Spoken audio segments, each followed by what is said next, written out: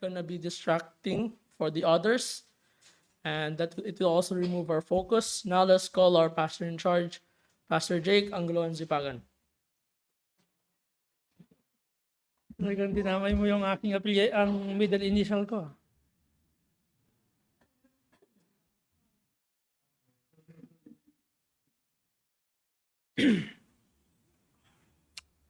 David Livingstone once experienced a royalty life back in Europe when he decided to go to the mission field in the heart of Africa. He received a lot of criticism in his life and his family. David Livingstone is a doctor. But when he gave up his career just to follow God's will in his life, there's a lot of sufferings or a lot of suffering he and his family suffered in the hearts of Africa. Until the time David Livingstone, nagkasakit siya ng, I think, malaria. Kasi yun ang sakit sa Africa. Okay? But hindi siya nag-give up to leave his comfort zone just to serve the King of Kings, the Master of Masters, the Lord of Lords, and to proclaim the gospel through the hearts of African people. Please turn your Bible with me in 1 Thessalonians. We're still in chapter 2, verse 1 up to 20. The first 6 verse is about the sufferings of Paul when he served the Lord. And you know Paul. Alam natin, we already know Paul, his background. He is a lawyer. He knows the law. Okay? He persecuted the Christians in their times. And when God called him, ang sabi ng Panginoon, it is hard to kick against the pricks. Okay? And in verse 1 or verse 2, but even after that we had suffered before and were shamefully entreated, as ye know, at Philippi we were bold in our God to speak unto you the gospel of God with much contention. Or much opposition, other terms of contention there. That is struggle. May struggle siya. Correct? May struggle sila Paul and his companion to reach out those people through the gospel of God. But the gospel of God, or God is giving them boldness or courage to preach the gospel. They don't even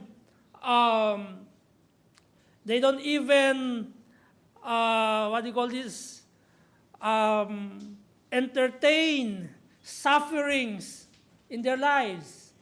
That most of Christian today, when there is a sufferings, they focus on the sufferings. But Paul and his companion, through the grace of God, the word of God or the gospel to them is the courage. And so they speak and they preach the gospel with boldness. Because for them, the gospel is the source of courage. Amen? I do understand when we started being a Christian, being a believer, we don't want to share the gospel because we are what? We are shy to tell to others the Lord Jesus Christ. And when you practice it daily in your lives, actually that gospel will teach you to become bold, to become courageous, until such time even there is a opposition or there is a struggle in your life, that gospel of God will give you courage to preach. Verse number 3, for our exhortation was not of a deceit, nor uncleanness, nor in guile or guilt. But as we were allowed of God to be put in trust with the gospel, brethren, if you are truly believers or believer, if you are truly Christian, not by just words, okay, but not by professing, but by possessing, you are entrusted by God this gospel. Ipinagkatiwala sa atin ng Diyos itong gospel na sinasabi ni Paul that this is the true gospel. We don't preach ourselves. We don't preach flowering words to them. We don't share. I will not share my testimony to those people. I will not share my ideas to those, but I will share the gospel. Amen. We need to declare what we have received, called the gospel. What did you receive? The gospel. Amen? And so the gospel is what? God entrusted the gospel to us. Again, if you are truly believer,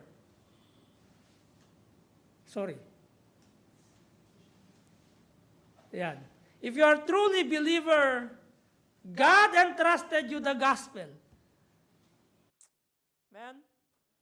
Verse 4, if you look in the last phrase, last two phrases, but God, which trieth our hearts. The truth there is that God is what? Is an all-knowing God. He tries our hearts. Either your heart is true, either your heart is fake. Okay, He knows us. We cannot hide to God. We cannot say that, oh, I'm sharing the gospel, but your words is apart from the gospel. Okay? God is an all-knowing God. That's why we as a believer, we should to aim to please God, not man. Because He knows us internally. Alam ng Panginoon. Yung laman ng puso natin. Alam ng Panginoon, every Sunday pupunta ka ng church, what is your motivation? Why you are going to church? Okay? We go to church to worship God. Okay? We don't go to church to what? To show off. Okay? Again, we go to church to worship God. That's why every Sunday, lahat tayo dito is a worshiper. Huwag natin hayaan that Satan will will disturb us. Satan will ruin your 2 hours in sitting there. Okay? At magkaroon ng glimpse si Satan sa buhay nyo. Don't let him or Satan ruin you. Okay? Amen? Another thing here is that verse number 7 to 12. I think dyan ako nag-stop. Okay? Yung point number 1 or truth number 1, serving should not be selfishly motivated, okay? Or self-glorying despite of sufferings. You know, when you go to church, when you join yourself to the church or that of the church, do not seek for your benefits. Rather, seek how you help the church. Minsan ganun tayo eh. Correct? Pupunta ako sa church kasi matutulungin yung mga brethren doon. Hindi yung aim natin pumunta ng church para tulungan tayo ng church. Ano ba yung iyong maitutulong sa church? Ano ba yung iyong maitutulong for the furtherance of the gospel? Ano ba yung iyong maitutulong for encouraging your brethren, our body? Because we are one body. And the head is Jesus Christ. Amen? And truth number 2, in verse 7 to 12, serve with gentleness, self-sacrifice, and encourage others to walk worthy. Maglingkod ng may kahinahunan, pagsasakripisyo sa sarili at hikayatin ang iba na lumakad ng karapat-dapat sa Diyos. Okay, verse 7 to 12. But we were gentle among you even as a nurse cherisheth her children. Okay? Or let we say a mother cherisheth her children. Meron bang nanay na pagkapanganak sa kanyang baby ay iwan niya na agad? Hindi, di ba? Did you remember Anna? 1 Samuel? Okay? Kay Samuel, anong ginawa niya? Pagkapanganak niya kay Samuel, ibinigay niya na bagad sa temple kay Eli? No! Inantay niyang hindi na dumedede si Samuel. Hindi natin alam kung ilang taon yon. Iba yung tradition nila sa atin. But actually, dito sa Middle East, 2 years dapat, okay, ang tawag doon, breast milk yung, breastfeed, breastfeed yung baby. Pero ito kasi, alam nyo, meron akong kamag-anak, 10 years na, dumedede pa. 10 years na. Hindi kayo, totoo yun. Kamag-anak ko, lolo ko pa. Kaya ang laking tao eh. Oo, 10 years niya yun. Kaya bully siya eh. Sabi ko, hindi ka ba naiya, binubuli ka, dumedede ka pa din. Kaklase ko yun, tapos kamag-anak ko, kadugo ko. Okay? So, hindi ko alam kung ganun na yung edad ni Samuel nung siya ay dinala sa templo. Okay? Pero, ang tinutukoy dito, yung cherisheth, syempre, yung nanay, hindi, i-cherish niya muna hanggang yung anak niya maging what? Maging healthy. Maging strong. Kasi nakapag-benefits na yung children sa kanyang nanay, Lahat ng vitamina na meron sa kanya na kinuha na niya. Okay? Iyon sinasabi sa verse 7, but we were gentle among you, even as a nurse cherisheth her children. That's why serve with gentleness. Do whatever you could for the sake of others, beneficial. Okay?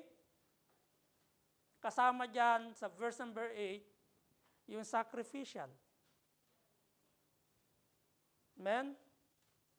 Did you ever sacrifice things like your time, treasures, to reach out people or to reach out others for the sake of the gospel, for the sake of the Word of God, for the sake of those who are children yet?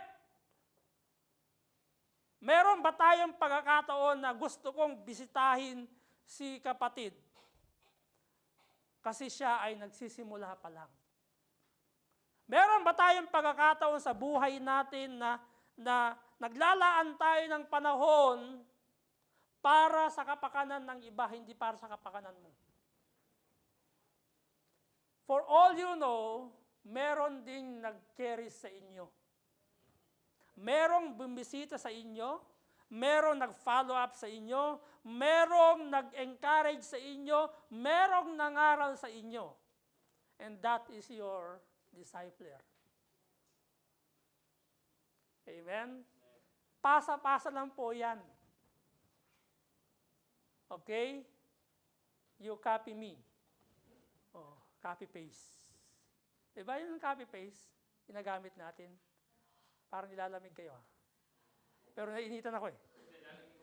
Okay? So, it shows in verse number 8, the evident service of Paul and companion is genuine love or passion for others. Okay? Ganun nila kamahal yung iba. Ano ba yun? It speaks of the new believers. You know, last year, binilang ko yung member ng Sharjah. Ang dami natin actually. Baptized, and those who withdraws their membership, and those who are yung umalis na hindi nagpaalam. Nandun lahat sa list ko. Kasi piniprepare ko on our church organization. Kasi yung active and inactive. I do hope that you don't put your name in the list of inactive. Be inactive members. Okay? Nakita ko, ang dami pala namin.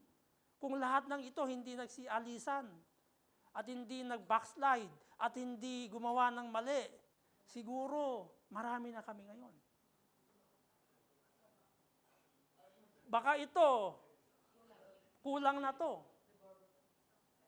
Pero pinili nila yun eh. We tried to reach them, even those new, like, I'm praying still for Jen Sevillano. Okay, I'm praying her still. Lorena Ibanez. Okay? Si Raidet Marie Manuel, they are baptized by this church. And they are member of the church. Okay? I'm trying to reach them. Dapat ganun tayo. We should to try to reach them. Kahit na matagal na, they are in the status of inactive. But they are not in the status of excommunication.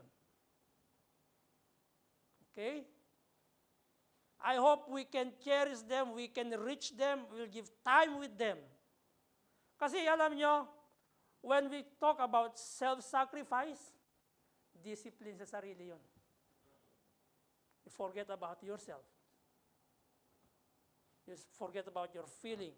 Just for others' benefits. Just for others' profit.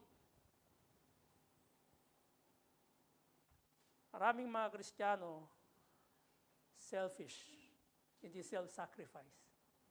Okay? And encourage others to walk worthy to God. There are two ways in verse number 8. Help them in their spiritual needs and physical needs. Spiritual is the primary. I'm not saying don't help them in their material needs or in their in their physical needs. Spiritually is primary. We reach them, we share the gospel to them, we share the word of God to them, okay? Kasi we wanted them to be nourished, to be cherished, okay?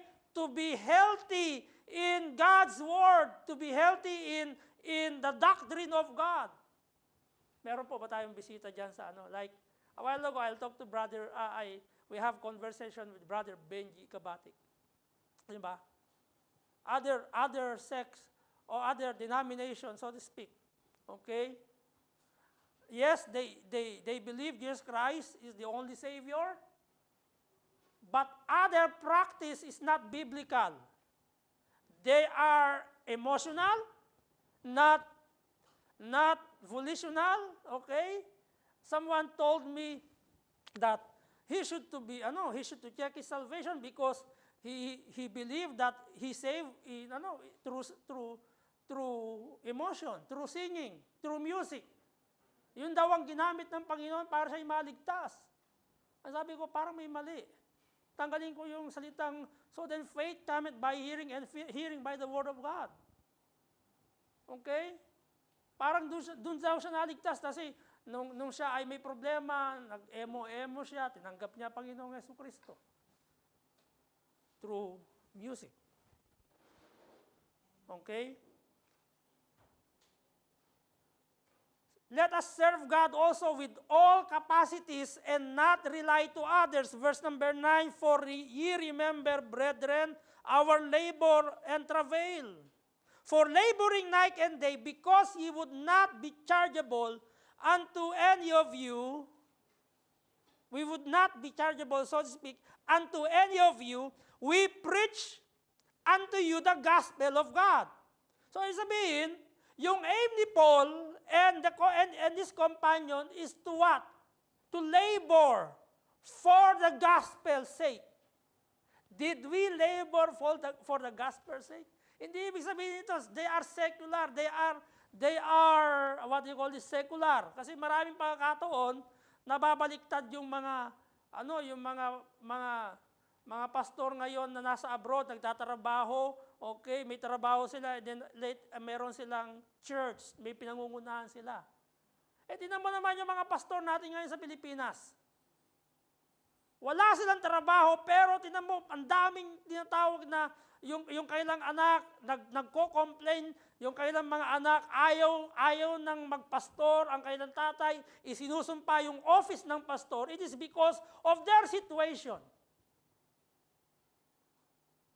Ang hirap sa Pilipinas, sabi ko in our Sunday school. I encourage you, Brother Albert, if you want to start, prove your own pumunta ka sa isang lugar na hindi applicable yung iyong profession. Wala kang i-engineerin doon. Walang kuryente, walang gadgets, magturo ka sa mga tribo. Let us see if no one will support you. Later on, maybe your children will they have regrets on your calling. They will say, no, I don't want to be a pastor. Kasi nakikita nyo lang ngayon yung convenient na dito sa UAE. May sasakyan, may trabaho, maraming shawarma, maraming kainan. Pagpunta ng soul winning, may fellowship, may kainan. Diba? We are in a convenient actually, to be honest with you. Ang gusto nyo pa, nag-aantay kayo ng wala tayong kusang palo na ay pupunta ako sa magso-soul winning ako, sama yung pamilya ko. Kasama yung disciple ko. Diba? Ang inaantay natin is schedules. I'm not against that. we should not to compare our situation in Philippines. Philippines is different, is different time. Different system. In Philippines, they have a full-time worker, totally walang trabaho yun. Ang ginagawa lang nila, mag-soul winning. Kasi wala silang trabaho. Tayo dito may trabaho. I'm not saying, okay, we should not do that. We should to do soul winning. That's one of the primary. To share the gospel. Labor. Ang sabi ni Paul, okay, in verse number 9. Paul and companions were not idle. They work for their needs either. Okay? Engage in sharing the gospel. How do you engage in sharing the gospel? Do you have our trucks? Every time when you go out, engage yourself. Bring trucks. And if there is any opportunity, give.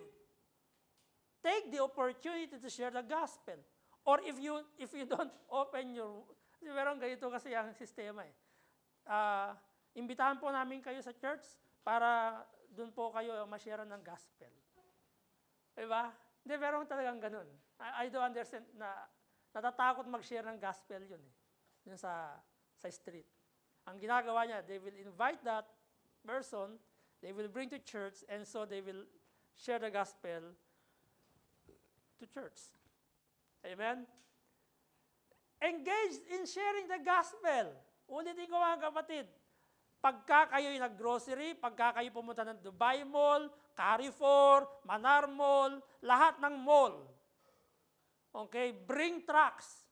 At least, pumunta man kayo sa bundok, malay mo, may tao sa bundok. Diba?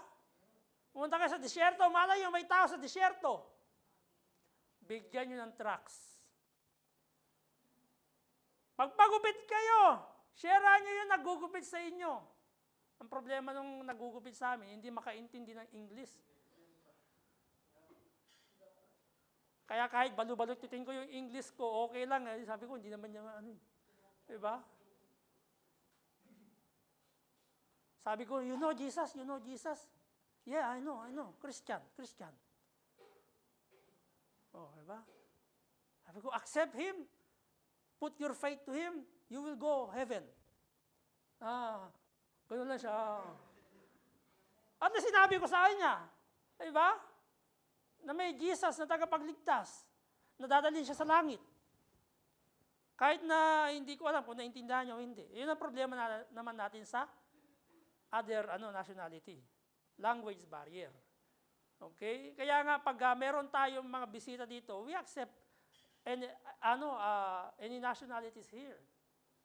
We should to train them. Malay mo, tinawag sila ng Panginoon when they will going back to their own country, mag-share sila ng gospel with the same language. Diba? Kung tayo pupunta doon, mag-aaral tayo ng Mayalaya. O Hindu, Hindi, Tamil, Telugu, ano ba yun? Diba? Nepali. Aaralin natin yun eh. Correct? In order to reach them. Right? Ito mo. Dalhin mo yung English Bible sa lugar na hindi nag-i-English. Maiintindihan ba nila yung gospel? Hindi. That's why yung mga nag-author ng translation or version ng Bible, merong Iloilo, Ilonggo, Ilocano, Cebuano, meron yung mga Bible eh. Kasi merong tatawanan ka lang ng mga matatanda. Maniwala kayo. Hindi nila maintindihan siya sinasabi ko, kahit Tagalog nga eh. Naintindihan mo ng Tagalog? Yung lolo ko, ang hirap makaintindi ng Tagalog. Nung ako'y umalis sa amin, halos kalahati ng buhay ko, hindi na ako makapagsalita ng lengguwahe namin. Dahil nasanay yung dila ako sa Tagalog. Kaya nung ako'y pinapractice ko, ang hirap talaga pala ako pag nawalay ka na sa O yung lolo ko, matanda na yun. Lagi naniniwala dun kay Saint Bernard. Sabi ko si Saint Bernard, hindi totoo yun. Yung Saint Bernard, yung pinigilan daw niya yung 2 bato. Kaya nandun yun eh. Nag-aaway yung 2 bato. Sabi ko, diba, yun ang pinailala sa atin eh. Okay, pero alam mo, naniniwala naman daw siya kay Jesus Christ na Diyos. Pero naniniwala din siya kay Saint Bernard. Sabi ko, okay na, 2 yung pinaniniwala niya. Makakako maging super Christian na siya. Diba, super duper Christian. Amen? So, pero nililid ko siya ng prayer. Lo, sundan mo ako. Kahit kada uwi namin, sabi niya, pengi akong pera. May yung pera. Bigyan kita mamaya panjati mo. Hindi, ano yun? Kasi alam nyo, hindi ko sinasabi akong pinakabuburitong apo nun eh. Pero ako talaga yung pinakagustong apo nun. Okay. Ako lang yung naalalang pangalan eh, Jake. Ang dami niyang apo, ang dami niyang, pati mga anak niya, nakakalimutan niya. Ako lang yung, minsan, hindi nakakalimutan eh. Okay. Pag, share ko yung gospel, kasi nga, minahal ako ng sobra ng lolo ko. Kaya spoiled ako sa lolo eh. Kaya nilalayo ko yung mga anak ko sa mga lolo. Alam niyo yan? Hindi dahil hindi ko sila, kasi may spoil yung mga anak sa lolo. Saka sa lola. Lahat yung ibibigay. Pagdating didisiplinahin mo na, hindi mo naman disiplina. Kasi si lolo saka si lola, hindi ko sinasabing wag yung gawin, ha? Turuan nyo rin yung mga, yung mga lolo nun. Okay? Yung mga parents niyo na wag i-spoilin. Kasi ang hirap i-twist yun eh. Hindi kasi si lola, lagi akong binibili ng noodles. Pagdating kay daddy, bawal ang noodles. Di ba? Amen? So, serve with all capacities and not rely to others. Do not be lazy. Engage in sharing the gospel. Okay? Wala tayong tinatawag na sinusunod na schedule ng pag-share ng gospel. Okay? Minsan inaantay nyo paano si pastor nakalimot. Walang schedule. Wala ka rin soul winning. At least once a week. Engage yourself. Punta kayo sa friend nyo, can you give some time, at least 10 minutes? Sabi ko dun kay Tita Mercy, at least give us maximum 30 minutes. Magkaroon tayo ng Bible study sa inyo. And I'm praying this year, madagdagan tayo, instead na mabawasan tayo ng Bible, madagdagan tayo ng mga Bible studies. Sino mga kinakausap ko sa inyo? Sabi ko kay Marjorie, mga co-teacher mo, baka pwedeng puntahan natin. Sister Maricon. Diba? Sino yung mga kinausap ko sa inyo na magkaroon tayo ng Bible study? Sister Iris, balik natin. Bible study sa inyo. Okay? Pray natin yun, magkaroon tayo. Kasi doon tayo nagtuturo, doon tayo nagpapalago. At pagdating sa iglesia o pagdating sa church, sila ay kasama natin mag-worship na. Amen? Let's utilize our time in doing God's will and in pleasing Him. Serve and demonstrate that our walk is worthy, verse number 10 to 12, before God. Okay, serve and demonstrate that our walk is worthy before God, verse 10 to 12. Ye are witnesses. And God also, how holily and justly and unblameably we behave ourselves among you that believe.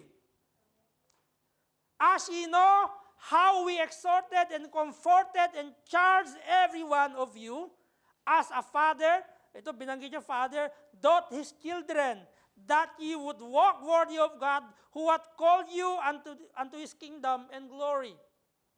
Demonstrate service through good conduct.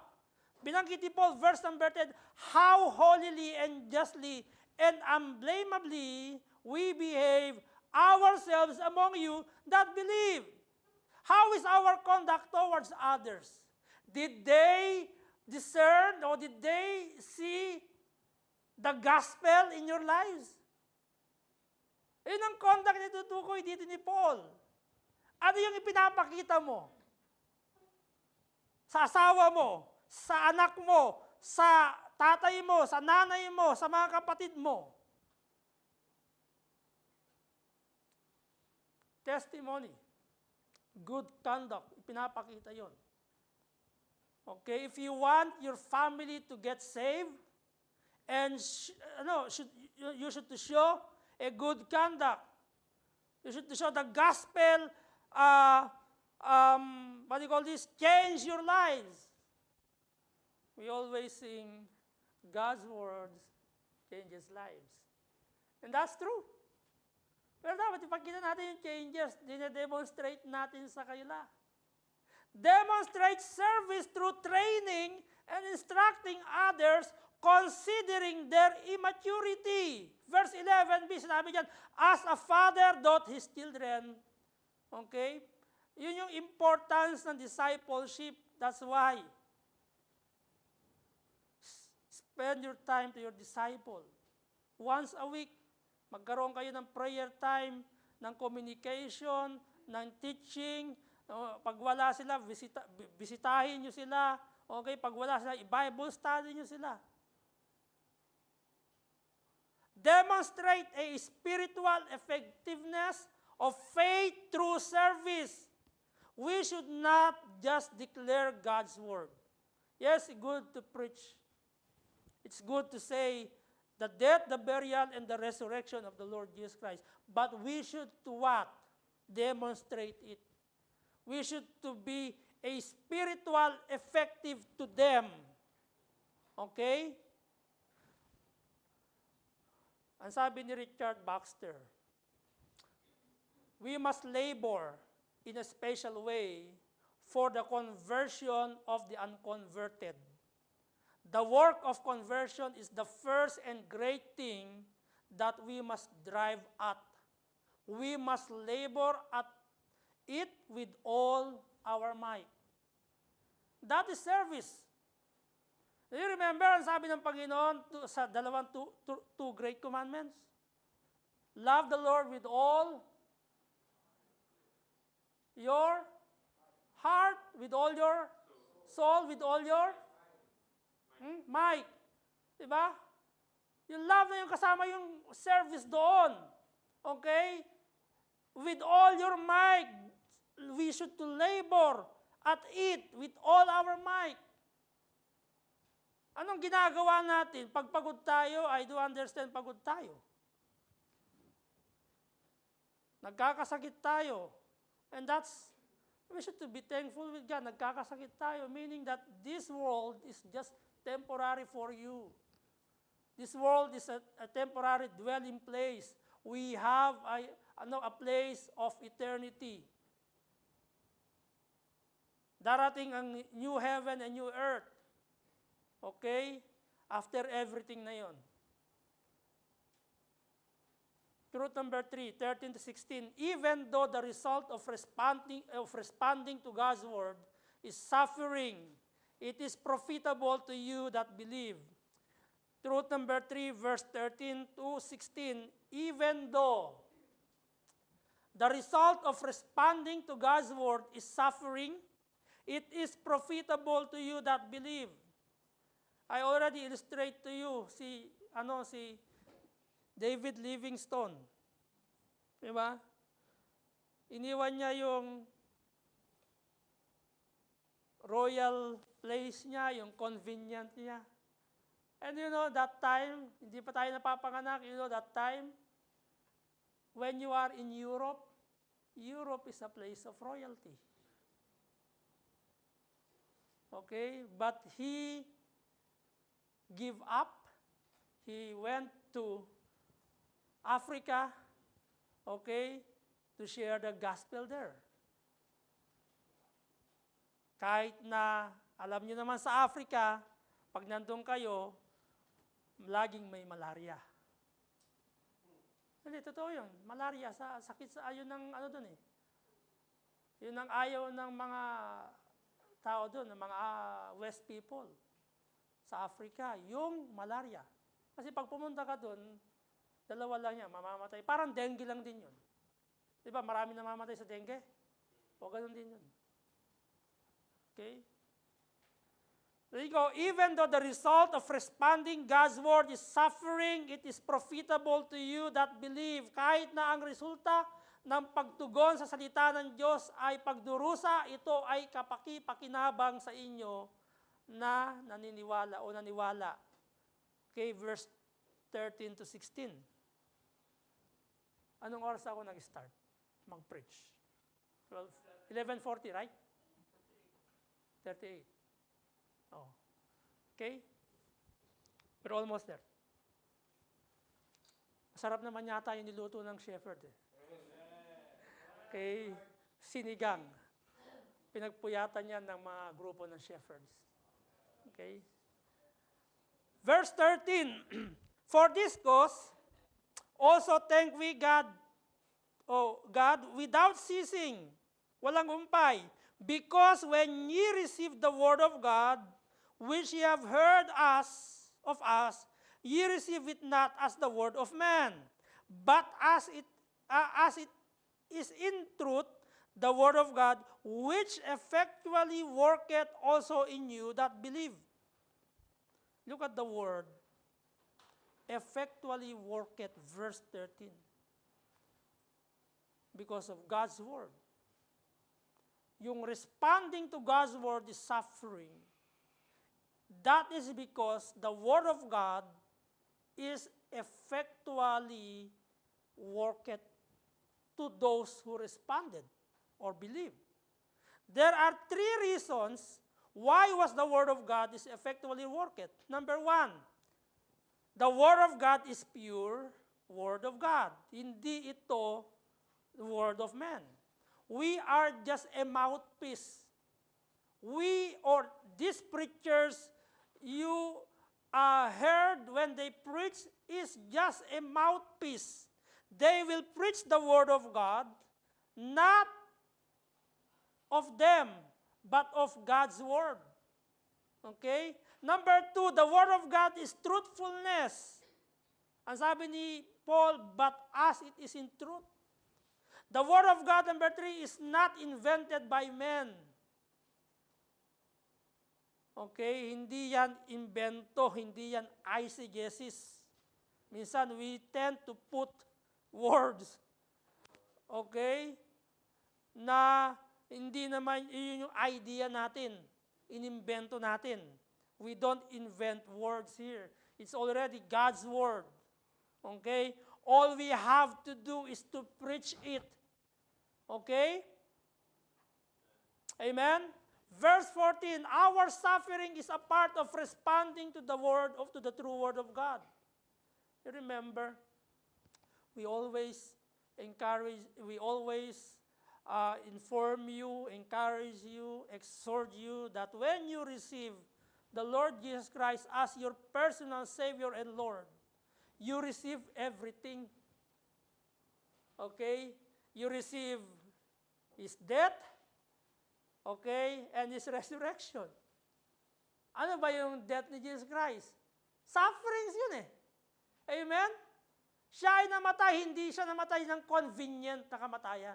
Hindi namatay si Jesus Christ ng old age or ang tawag dito nasa edad, ng tamang edad. Siya ay namatay dahil sa what? Dahil sa kasalanan natin. And he died in very brutal. Anong ginawa sa kanya? Lahat ng suffering tinanggap niya para lang tayo ay alin? Akuin sa ating kasalanan. That's why when we respond to God's word, ito yung kita tatakutan. Ito yung naman ang sinasabi ng iba. Alam nyo, merong mga nag-share. Okay, na kapag tinanggap daw nila ang Panginoong Jesucristo, mawawala lahat ng problema nila. Baliktad. Okay? Hindi yun ang pangako ng Diyos. That when you believe the Word of God through the gospel, God promised salvation and eternal life. Hindi nakalagay doon na pinapangakuan natin sila ng convenient life. Hindi natin sila pinapangakuan ng richness, ng prosperity. Ang pangako ng Diyos sa atin, okay, ay kaligtasan at buhay na walang hanggan. That's why common to every true believers, if you are true believers, to suffer affliction, that we may perform His grace, that is sufficient. Did you remember Paul? Ang sabi ng Panginoon sa akin, my grace is what? Sufficient unto thee. Ang mga gumagamit lang doon, mga kapatid, yung mga naglilingkod na kahit sila ay may suffering, naglilingkod sila. Okay? Remember si Paul. Hindi ko sinasabing gayahin niyo si Paul. Okay? Kung meron man tayong gagayahin na karakteristik o katangian or attitude or a trait, no other than the Lord Jesus Christ. Okay? This man is just a man. They also sinners like you and me. If you want to imitate the Lord Jesus Christ, follow the Lord Jesus Christ. Be a good disciple of Jesus Christ. Diba? Ano nangyari itong mga nakaraang taon? Nung December, ang daming mga Kristiyano nagiinom. They are followers of Christ. May mga Kristiyano ng gulo. Are they really followers of Christ? Because the true followers of Christ, they follow the path of Jesus Christ. Amen. They follow the life of Jesus Christ. You know, in following Christ involves suffering. Kaya binanggit niya dyan, became followers of the churches of God which in Judea are in Christ Jesus. Verse number 14 and 15. So continue your faith and walk in pleasing God because those who will persecute you, ito kasi yung ayaw natin, yung persecution, yung masita tayo or masabihan tayo, na kapag ka pumunta ka dyan sa church na yan, mawawalan ka ng mana. Okay? Mawawalan ka ng, hindi ko ibibigay sa iyo itong bahay, hindi kita pag-aaralin, hindi kita tutulungan, hindi kita natawag na susuportahan. But you remember verse 16, look at your Bible.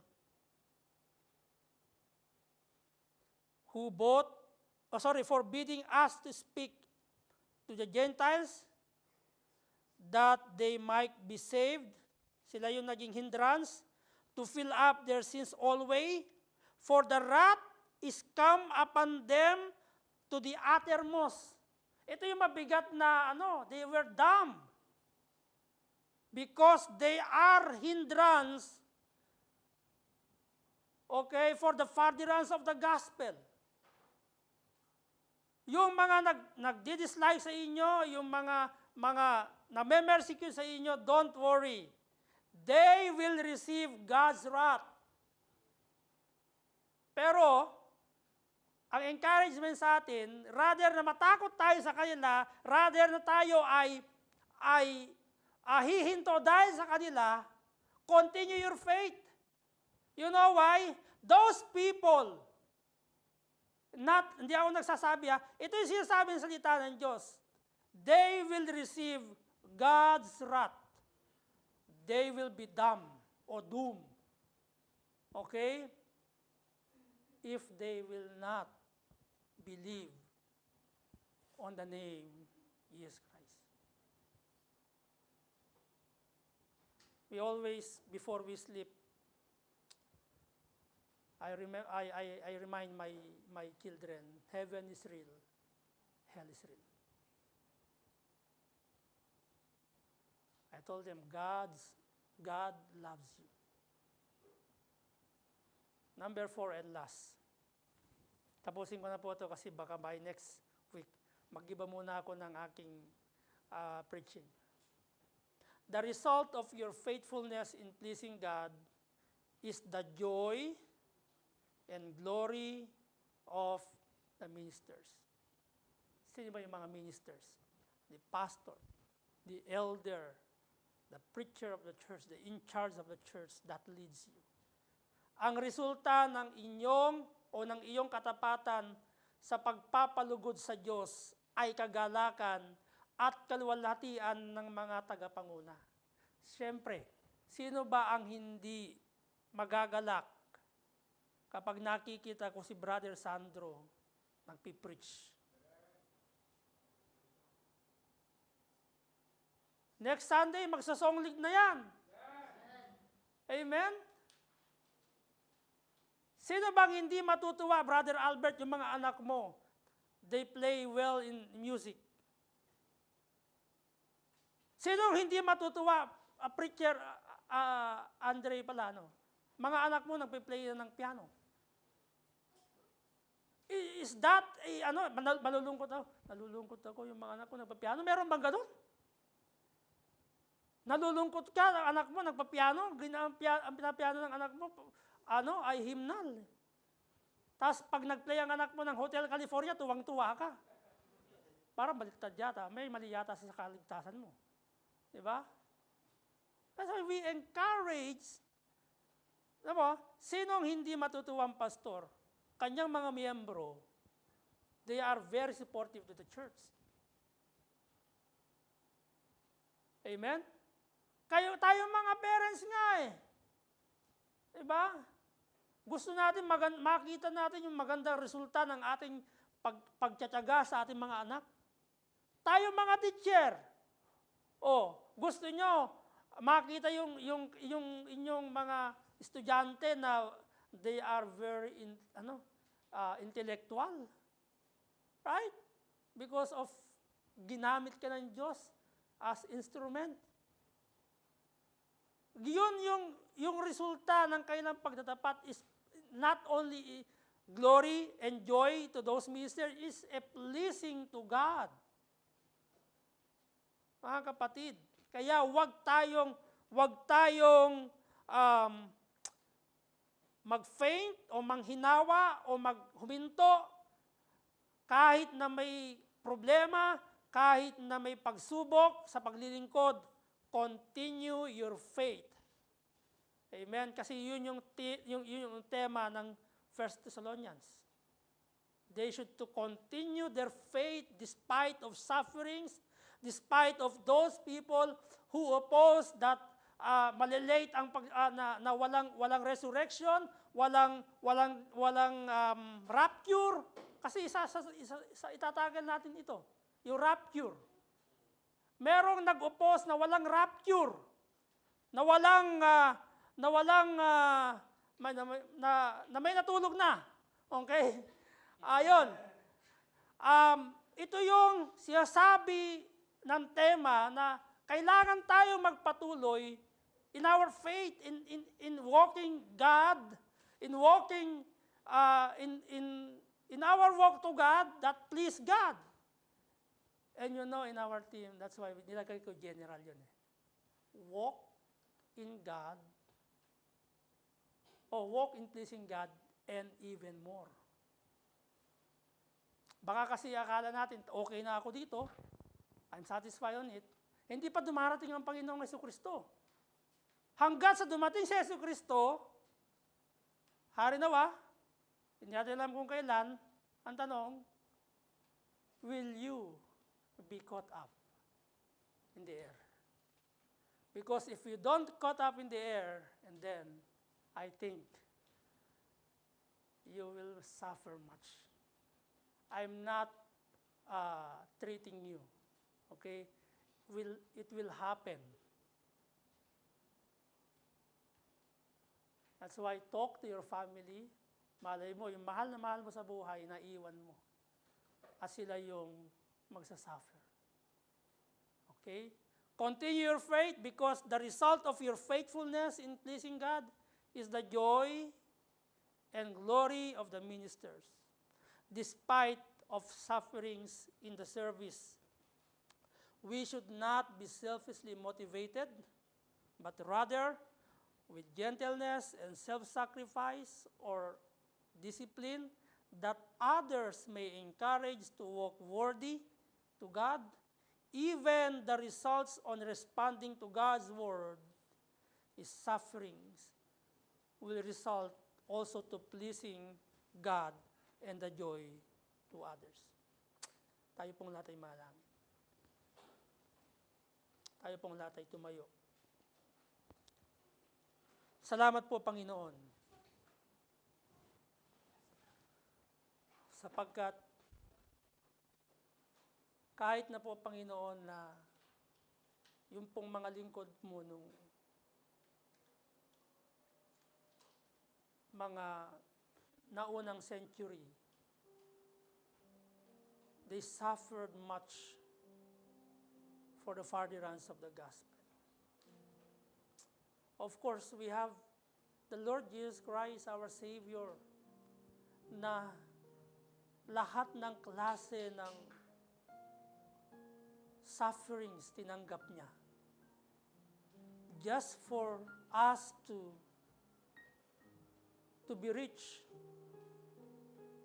He stepped from heaven's throne to reach our needs. And so we pray, Father, that we, as a believers in this century,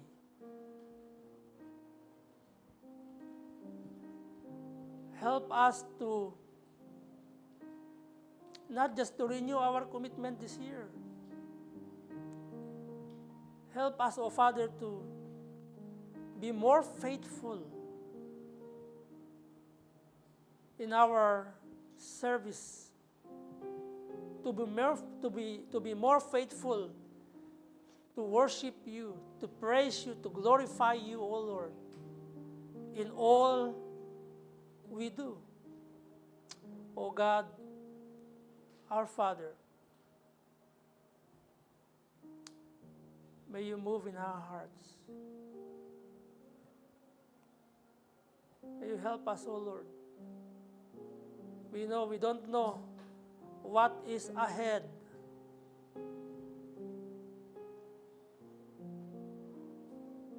Only we know that our future is in Thee, is in the Lord Jesus Christ. So Lord, we pray that may our lives this year is to be more useful despite of suffering, to be more fruitful and productive, O Lord, both in spiritual and in our service to you, O God. Be glorified and magnified in our midst. In Christ our Savior, we pray. Amen. A blessed Sunday to all. I do hope did I